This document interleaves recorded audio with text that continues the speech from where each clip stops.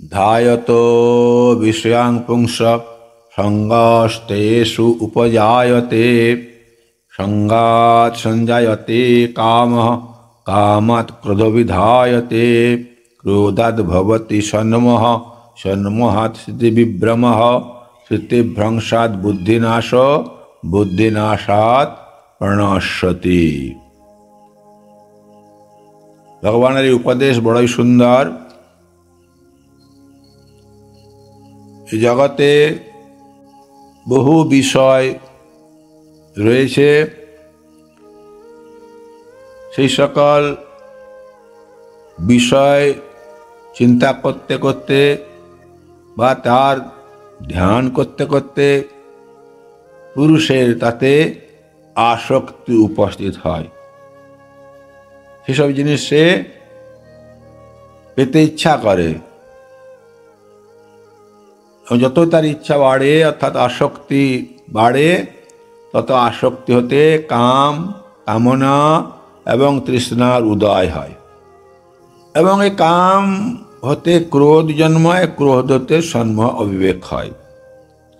বলা হচ্ছে যে জীবভাবের বিষয়ের ধ্যানেতে সঙ্গের ইচ্ছা হয়, ওই সঙ্গ দ্বারা সে তৎপদ বস্তু বা বিষয় উপভোগের প্রবৃত্তি রূপ কামনার উৎপত্তি হয় এবং এই কামনা কোনরূপে যদি প্রতিহত হয় তাহলে তার ভিতরে ক্রোধের উৎপত্তি হয়,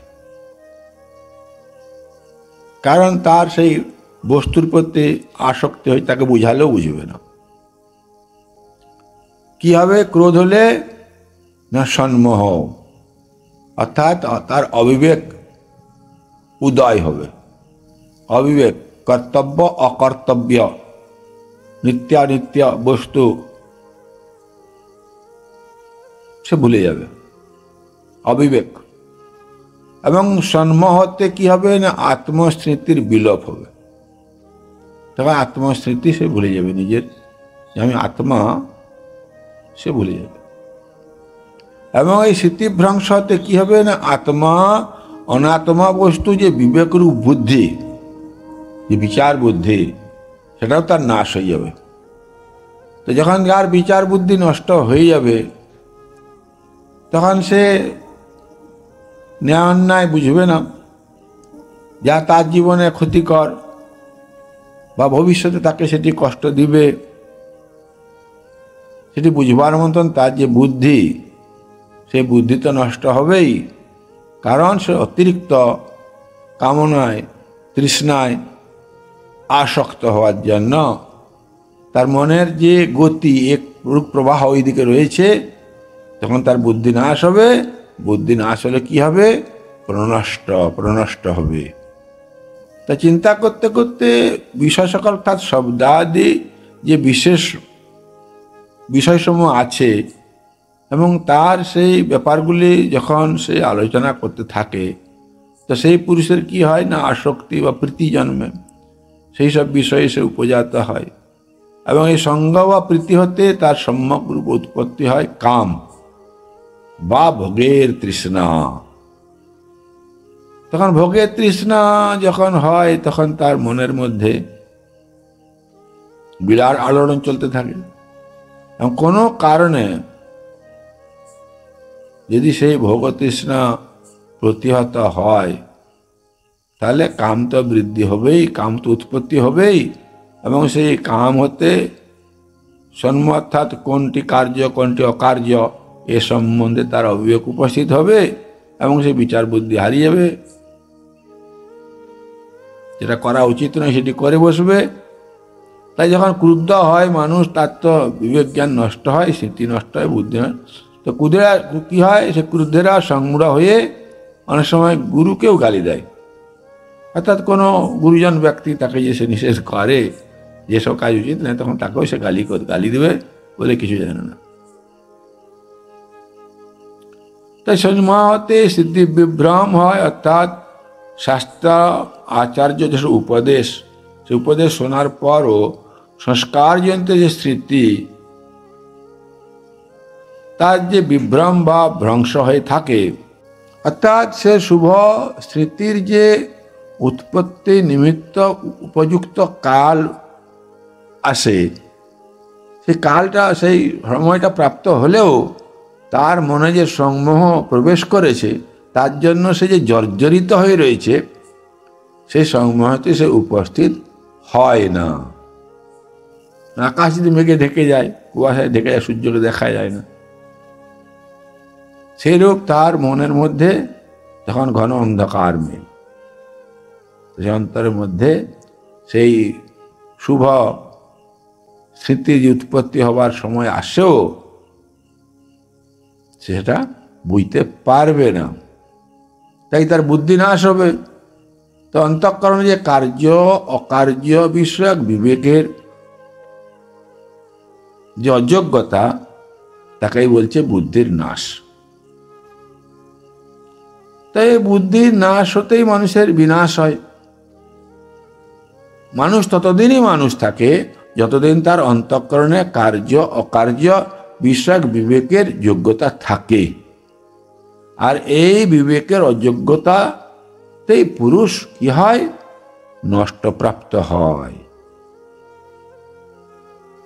অতএব তার অন্তঃকরণের বুদ্ধির নাশ হেতু সে প্রনষ্ট হয়, অর্থাৎ ধর্ম অর্থ কাম মোক্ষ যে পুরুষার্থ, সে পুরুষার্থে সে অযোগ্য হয়ে পড়ে।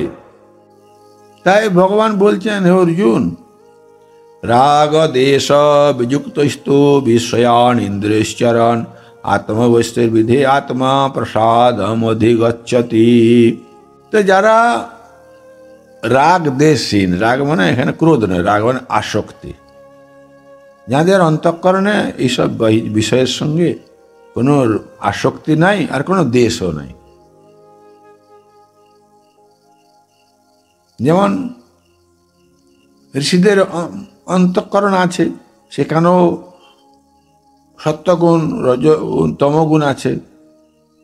আমাদের সাধারণ অন্তরেও তমগুণ রজগুণ সত্যগুণ আছে। সাধারণ লোকের মধ্যে রজগুণ তমগুণ তাদেরকে বিক্ষেপ এবং আবরণে আবদ্ধ করছে, কিন্তু ঋষিদের ক্ষেত্রে তারা সেটি সাধনার দ্বারা জ্ঞান অর্জন করেছেন। তারা যখনই দেখেন রজগুণ তমগুণ বিরাজ করতে আসছে, তখন তাদের প্রতি তার কোনো রাগও থাকে না, ও তার শক্তিও নেই, বিদ্বেষ নয়। তারা বলছে, বাবা এসেছি, চলে যা। তার প্রতি তারা সম্পর্ক স্থাপন করেন না, কেন? তারা শুদ্ধ সত্যগুণের সম্পর্ক স্থাপন করে বসে আছেন। তেমনি যারা রাগ দেশহীন, তারা আত্মা বশীভূত, তাদের আত্মা নিজেদের বশীভূত, আর ইন্দ্রিয়গুলিও তাদের বশীভূত, এবং এই সকল ইন্দ্রিয় দ্বারা সে বিষয়ভোগ করলেও সেই বশীভূত ব্যক্তি শান্তি লাভ করেন, কারণ তার কোনো রাগ দেশ নেই। অতএব তিনি প্রিয় বস্তুতে স্বাভাবিক আসক্তি, অপ্রিয় বস্তুতে স্বাভাবিক যে বিদ্বেষ হতে তিনি মুক্ত। তাই তার অন্তঃকরণে কোনো ক্রোধ হয় না, তার বুদ্ধি স্থির থাকে, তিনি বিচার করতে পারেন। তা প্রসাদম অর্থাৎ শান্তি, তার অন্তরে শান্তি বিরাজ করেন। আমরাও ভগবানের এই উপদেশ পালন করলে, ধ্যান করলে, মনন করলে, অভ্যাস করলে, 12 অভ্যাসের দ্বারা যখন সেটা স্বভাবে পরিণত হবে, তখন আমরাও পরম শান্তি লাভ করতে পারব। তাই শান্তি লাভের এই হচ্ছে উপায়।